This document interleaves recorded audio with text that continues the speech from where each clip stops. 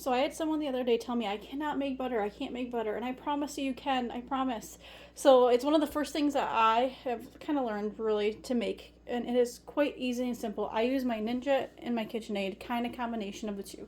So you need to start with this heavy whipping cream. You can buy it from the store or pull it off your milk, your choice. What I do is I dump it into my Ninja. I hit the low dough setting. I'm gonna turn it on so you can see. I let it go. This has been going for like 3.5 minutes until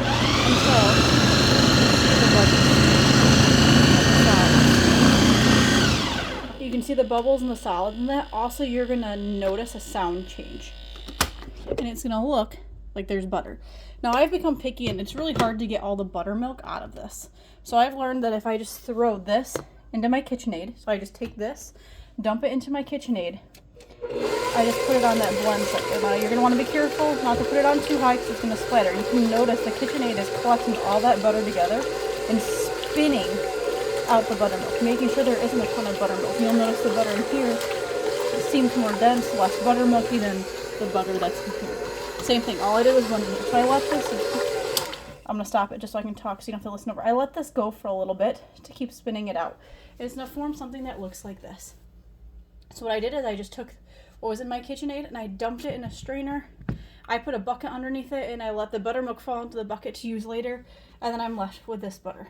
And I'll run it under cold water, getting all the buttermilk out of it so it doesn't go rancid or anything.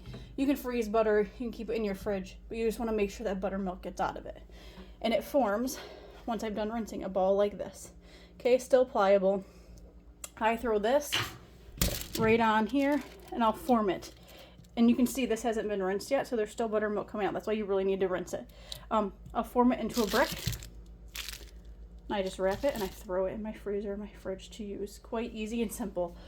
A lot of people will say, well, mine is just turning into like a puree. Well, if you blend it too long, or it's going to turn into a puree because all you're doing is adding more and more buttermilk into that butter. So you really have to watch it. It also depends how long it takes to blend or to mix in your KitchenAid. Really also depends on the temperature of your cream.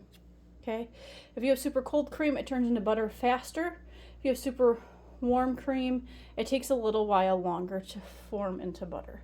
And it's going to be a softer, pliable butter. Now, I've learned that the butter that I made in here, if I made it all the way through, it's a lot lighter, it's a lot airier, and there's more of that buttermilk in it.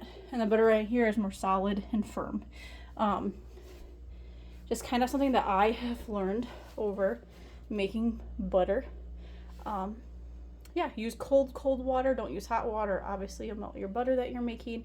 And then maybe next time I'll make you a video about how to make spreadable butter. Super easy as well. And you can do it all wearing a tiny child.